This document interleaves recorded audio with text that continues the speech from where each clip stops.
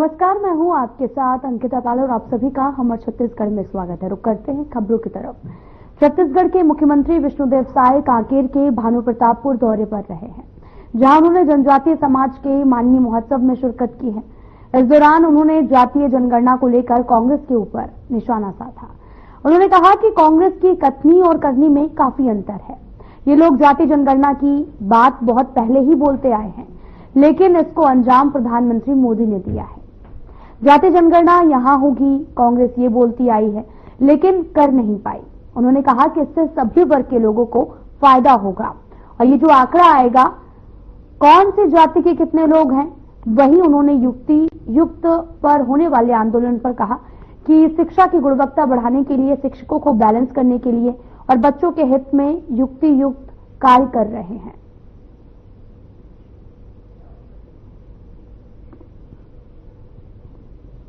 आपको बताते चलें कि कांकेर के भानु प्रताप दौरे पर पहुंचे हैं सीएम साय और इस दौरान सीएम विष्णुदेव साय ने शिरकत की है। उन्होंने कहा कि कांग्रेस की कथनी और करनी में काफी ज्यादा अंतर है। काफी समय से मांग करते आ रहे हैं जातीय जनगणना की।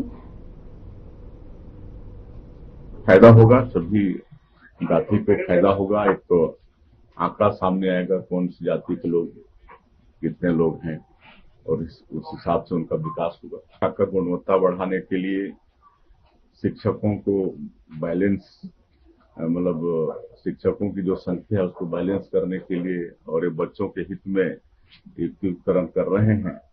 अब थोड़ा सा रुक जाइए। जिस तरह से असमानता थी, एक तरफ शिक्षक विहीन स्कूल थे, एक शिक्षकीय थे, एक तरफ स्टूडेंट से ज्यादा शिक्षक थे, तो ये सब पूरा बैलेंस हो जाएगा। युक्तिकरण होने दीजिए, ये बच्चों के हित में है, शिक्षा की गुणवत्ता को बढ़ाने के लिए है और इससे लाभ होगा। बिल्कुल होगा, अच्छे से होगा। जब पहले भी 15 साल यहाँ पर अपनी सरकार थी डॉक्टर रमन सिंह के नेतृत्व में, तो उस समय भी इस तरह से हमारे सांसद, विधायक, मंत्रीगण, निर्वाचित जनप्रतिनिधिगण स्कूल में औचक निरीक्षण के लिए जाते थे। उस तरह से फिर हम लोग शिक्षा का गुणवत्ता बढ़ाने के लिए वो करने वाले। छत्तीसगढ़ के राज्यपाल रमेन डेका ने अपने गोद के लिए हुए फिंगेश्वर ब्लॉक के ग्राम पंचायत बिजली के आश्रित गांव मनवाडी का दौरा किया है। इस दौरान उन्होंने एक पेड़ मां के नाम 2.0 का अभियान के तहत में पौधारोपण कर पर्यावरण और जल संरक्षण का संदेश दिया है। साथ ही राज्यपाल ने यह भी घोषणा की है करते हुए कहा कि बिजली पंचायत को गवर्नर ग्राम के रूप में विकसित किया जाएगा। इसके तहत केंद्र और राज्य सरकार की फ्लैगशिप योजनाओं को हर घर तक पहुंचाने का लक्ष्य भी रखा गया है। गांव को समग्र विकास की दिशा में आगे बढ़ाते हुए यहां पर ओपन जिम, कैंसर जांच शिविर, ब्लड डोनेशन कैंप, महिला स्वावलंबन कार्यक्रम, टीबी मुक्त ग्राम अभियान जैसी योजनाएं चलाई जाएंगी।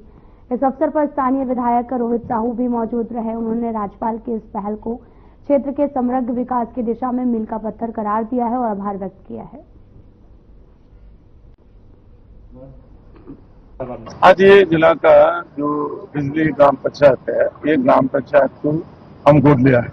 ये गवर्नेंस ग्राम होगा, ग्राम पंचायत। और इसमें जो हमारा फ्लैगशिप प्रोग्राम है, सेंटर का हो, स्टेट का हो, ये फ्लैगशिप प्रोग्राम अच्छा से हो, ग्राउंड लेवल तक पर्कुलेट करे, इसका एक रोड मैप हम बनाए 3 महीने का।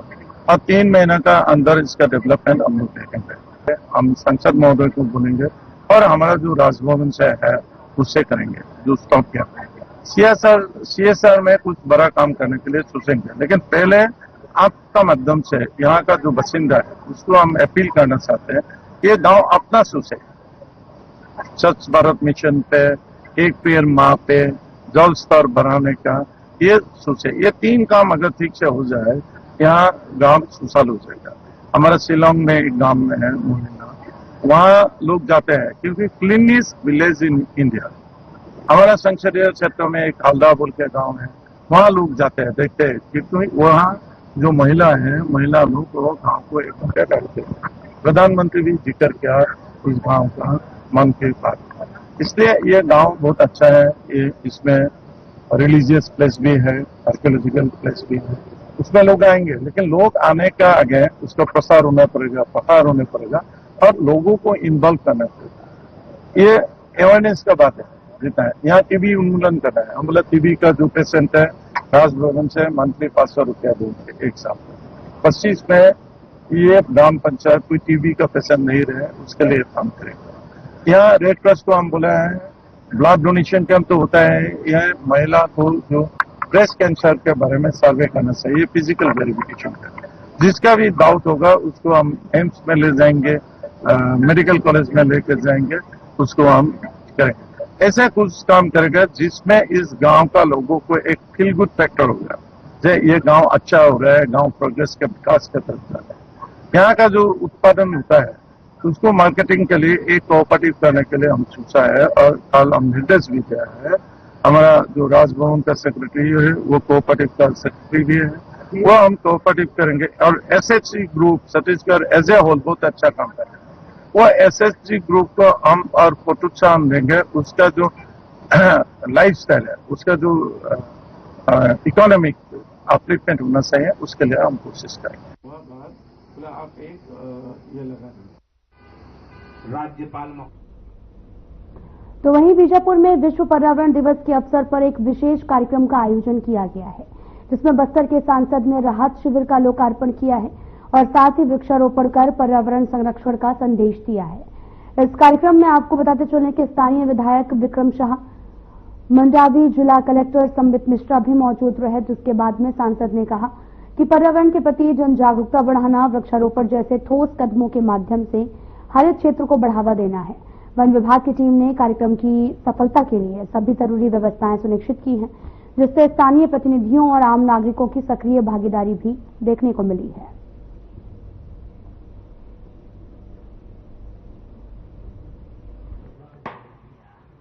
विश्व पर्यावरण दिवस है आज बीजापुर में संसद का दौरा रहा, जिसके बाद बीजापुर पहुंचकर बस्तर सांसद महेश कश्यप ने राहत शिविर भवन का लोकार्पण किया। इसके बाद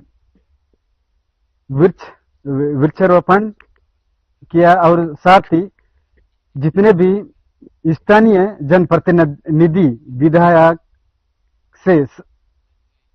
विधायक समेत सभी जनप्रतिनिधि शामिल रहे और इस विश्व पर्यावरण दिवस में वन विभाग के कर्मचारी और परिक्षेत्र अधिकारी का टीम किस प्रकार इस पर तैयारी की, इस पर्यावरण दिवस में और अधिकारी से जानने का प्रयास करते हैं। कुल जिले भर में कितने पौधों का बस्तर सांसद पहुंचे हुए थे और साथ में यहाँ पे आपके तरफ से किस प्रकार तैयारी की गई थी और क्या क्या पौधा हैं।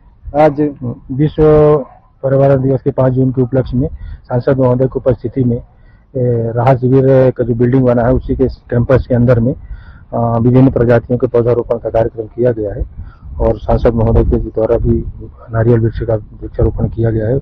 उनके साथ में और भी जो गणमान्य नागरिक थे, हमारे अधिकारी थे सभी विभागों के, उनके द्वारा एक वृक्ष का रोपण यहाँ पे सफलतापूर्वक किया गया।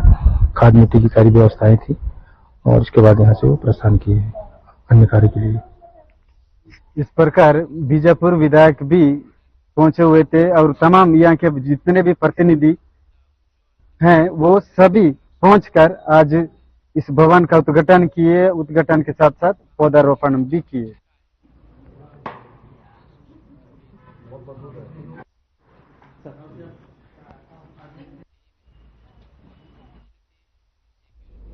पांच जून को विश्व पर्यावरण दिवस के मौके पर महाराजा चौक से प्रगति मैदान बोरसी तक साइकिल रैली निकाली गई है।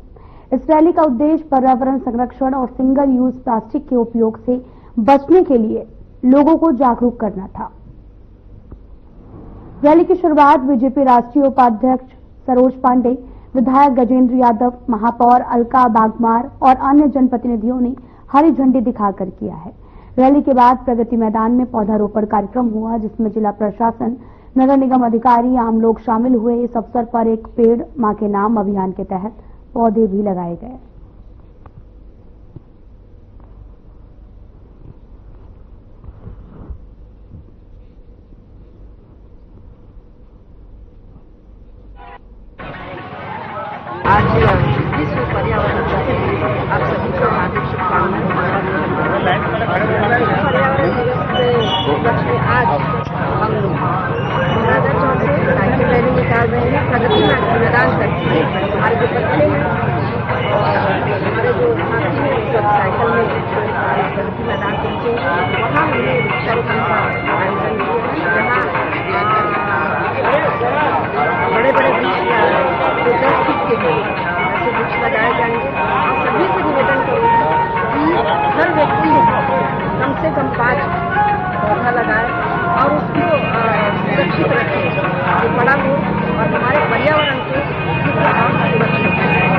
क्या जरूरत है? देखिए, जो आज की डेट में हम बोलते हैं कि मौसम बदल गया है, समय पे पानी नहीं गिर रहा है, समय पे ठंडी नहीं पड़ रही है, सिर्फ गर्मी गर्मी।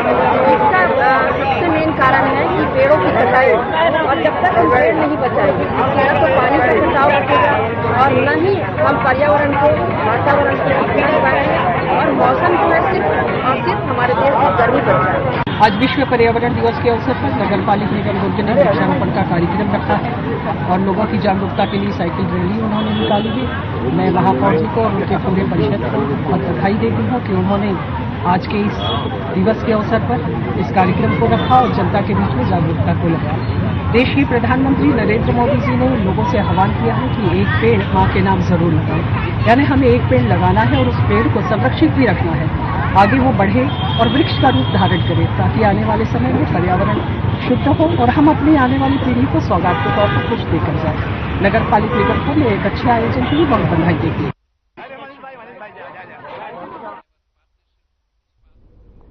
भिलाई नगर निगम आयुक्त राजीव पांडे के खिलाफ कांग्रेस पार्षदों ने मोर्चा खोल दिया है। कांग्रेस पार्षद टेंट लगाकर अनिश्चितकालीन धरने पर बैठ गए हैं और आयुक्त के खिलाफ जमकर नारेबाजी की है। देखिए इस रिपोर्ट में।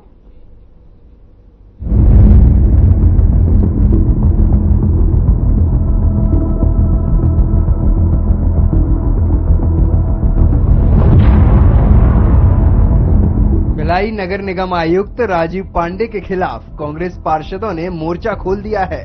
मुख्य गेट के पास टेंट लगाकर कांग्रेस पार्षद अनिश्चितकालीन धरने पर बैठ गए।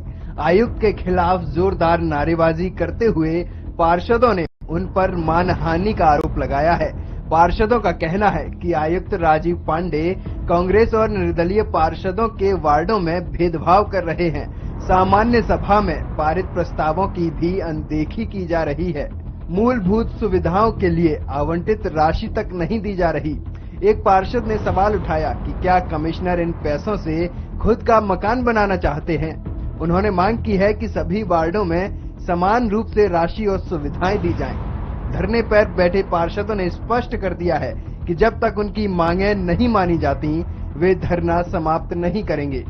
वहीं आयुक्त राजीव पांडे ने अपनी सफाई में कहा कि उनका चैम्बर सभी के लिए खुला है, जो भी समस्या है वे उन्हें बता सकते हैं। उन्होंने कहा कि वे निगम के खिलाफ कोई काम नहीं करेंगे, लेकिन पारदर्शिता और प्रक्रिया का पालन जरूर करेंगे।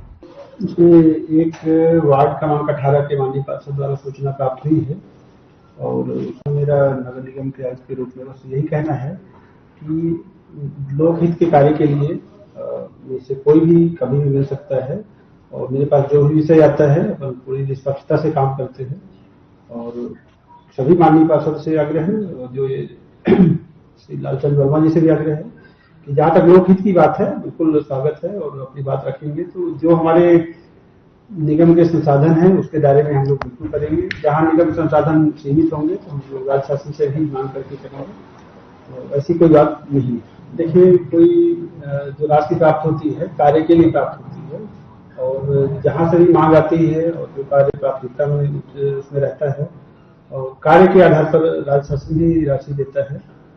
क्योंकि जो माननीय पार्षद कह रहे हैं कि कोई भेदभाव है, ऐसी कोई भेदभाव की बात नहीं है। हम लोग माननीय पार्षद निधि में जो स्वयं व्यय करना चाहें उनके अनुसार कार्य होता है। ऐसे ही मूलभूत मद से कोई प्रस्ताव आता है तो निश्चित रूप से उसको हम लोग स्वीकृत करते हैं। दायरे में जो वित्तीय व्यवस्था के दायरे में ही कोई कार्य हो सकता है, तो ऐसा कोई जो आरोप है वो निराधार है। देखिए, हमारे नगर निगम में 4 पानी टंकियां निर्माणाधीन हैं और भविष्य में हमारा पूरा जोर रहेगा कि पानी टंकियों के माध्यम से प्रॉपर सप्लाई हो।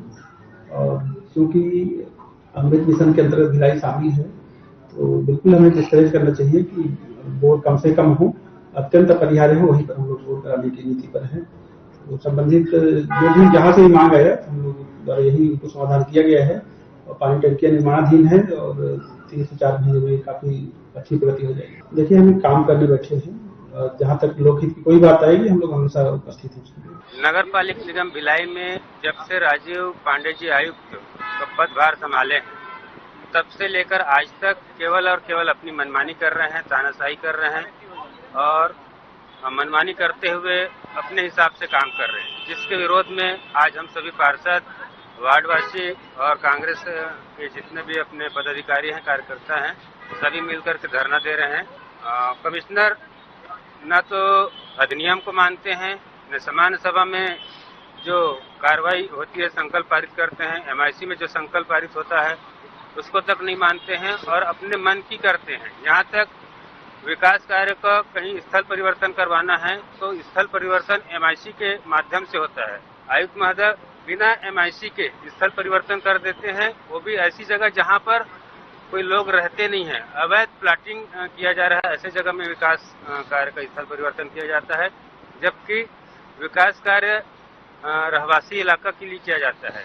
इसी प्रकार 17 सितंबर 2024 को 19 नग नया बोर खनन कराने का कार्यादेश हुआ है। अभी तक उसमें केवल और केवल 4 बोर हुए हैं। उसके बाद बाकी बोर कराने के लिए हम लोग बार बार निवेदन किए कि गर्मी का समय है साहब, हमारे वार्ड में भी लोग पानी के लिए बोलते हैं, एक बोर करवा दो, हमारे वार्ड में पास हुआ है। ऐसा सभी पार्षद का निवेदन था, लेकिन आज 10 महीना होने के बाद भी उस बोर को नहीं कराएं। इसी प्रकार मूलभूत की जो राशि है सभी वार्ड के पार्षदों को बराबर बराबर मात्रा में संधारण कार्य कराने के लिए दिया जाता है। उस पर भी कमिश्नर साहब जो हैं भेदभाव करते हैं, जिसका हम विरोध करते हैं। तो यही सब चल रहा है, जिसके कारण सरकार नगर निगम में कांग्रेस की है, हम सरकार के मंत्री भी हैं, वो हमारी भी नहीं सुन रहे हैं और जो सत्ता पक्ष के पार्षद हैं उनकी भी नहीं सुन रहे हैं। सामान्य सभा में किए हैं, कलेक्टर से भी शिकायत हो चुकी है, महापौर जी के द्वारा पत्र लिख करके उनको भी शिकायत किए हैं। अनिश्चितकालीन धरना है मैडम, अभी तक तो यही सोच के बैठे हैं, धरना दे रहे हैं कि जब तक मांग पूरी नहीं होगी तब तक करेंगे। आयुक्त महोदय के खिलाफ प्रदर्शन का जो मुद्दा है वो एक नहीं कई मुद्दे हैं। बिना अनुमति के एमआईसी के आप स्थल का स्थानांतरण कर देना, सामान्य सभा में जो संकल्प पारित हुआ उसमें मिथ्या जानकारी देके सदन को धोखे में रखना, और नगर पालिक निगम जो है अधिनियम नियम से चलता है, एक्ट से, उसका सीधा सीधा उल्लंघन करते हैं। क्या है कि अगर नगर निगम के हम पार्षद हैं और नगर निगम एक हिसाब से चल रहे हैं तो हमारा धर्म बनता है कि हम उसका विरोध करें। उसी तारतम्य में आज हम लोग बैठे हुए हैं। बोरिंग से संबंधित जो शिकायत थी, सूडा के जो डायरेक्टर हैं इनका साहब वो आए थे, निगम पार्षदों ने उनको कहा था सर अगर बोरिंग 23 बोरिंग हुआ उसमें 4 बोरिंग हो चुके हैं, तो उस स्थिति में बाकी बोरिंग को क्यों रोका जा रहा है। तो आयुक्त का कहना था कि पेयजल की पाइपलाइन बीच गई है और संभवतः वो जून जुलाई तक वो घरों तक पहुंच जाएगा, इसलिए बोर करने की आवश्यकता नहीं है। लेकिन आज आप देखेंगे भिलाई नगर निगम में जो और भी पार्षद लोग आए थे, चारों तरफ पानी को लेकर हाहाकार है, टैंकर से सप्लाई चल रही है, लेकिन आज देखा जा रहा है आयुक्त कहते बोर की आवश्यकता नहीं, बोर में गंदा पानी आएगा, मटमैला पानी आएगा। तो आयुक्त जो है कि वो क्या कहते हैं भूगर्भ वैज्ञानिक हो गए हैं, उनको सारी चीजें मालूम है। और आज अगर बोरिंग करा देते हैं तो आज जो वार्ड में समस्या आ रही है, समस्या का कुछ हद तक निदान हो जाता है। आप अभी क्या चाहते हैं, आयुक्त को हटाना चाहते हैं या आयुक्त पर कार्रवाई चाहते हैं, क्या चाहते हैं आप? हमने सामान्य सभा में आयुक्त के खिलाफ निंदा प्रस्ताव लाया था और सर्व समिति से निंदा प्रस्ताव पारित हुआ है। हमने उसको शासन को ही भेजा है और जल्द हम चाहते हैं कि ऐसे जो हठधर्मी आयुक्त है, जो मूलभूत की राशि मैं कांग्रेसियों को नहीं दे रहे, समझ में आता है, भाजपा के पार्षदों को भी नहीं दी जा रही है। मूलभूत का मतलब होता है कि प्रत्येक जोन है वहाँ 1-1 करोड़ रुपए की राशि आती है और वो सभी पार्षदों को वो संधारण काम के लिए दी जा रही है, जैसे बोरिंग संधारण, बोर संधारण, स्कूल का मरम्मत, ऐसे कई संधारणों को उन्होंने वो राशि आवंटित नहीं की। कार्रवाई चाहते हैं हम लोग, हम तो चाहते हैं कि उनको इस्तीफा दे देना चाहिए। हालांकि कांग्रेस के पार्षदों की तरफ से धरने के बीच आयुक्त का बयान आ गया है। उन्होंने सारी चीजें स्पष्ट कर दी हैं, लेकिन कांग्रेस पार्षदों का धरना कब तक चलता है ये देखने वाली बात होगी। Bureau report.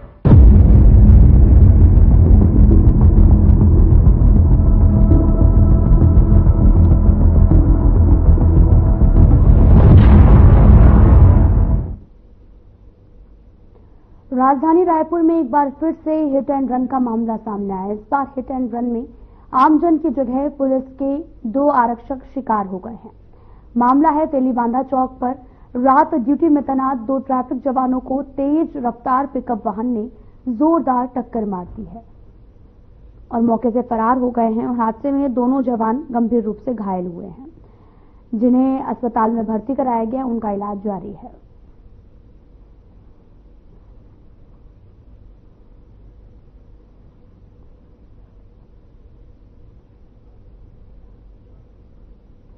कांकेर के बूढ़ालपेन करसाड एवं मांदरी महोत्सव 2025 का आयोजन किया गया, जिसमें सीएम विष्णुदेव साय समेत दूसरे गणमान्य लोगों ने शिरकत की है।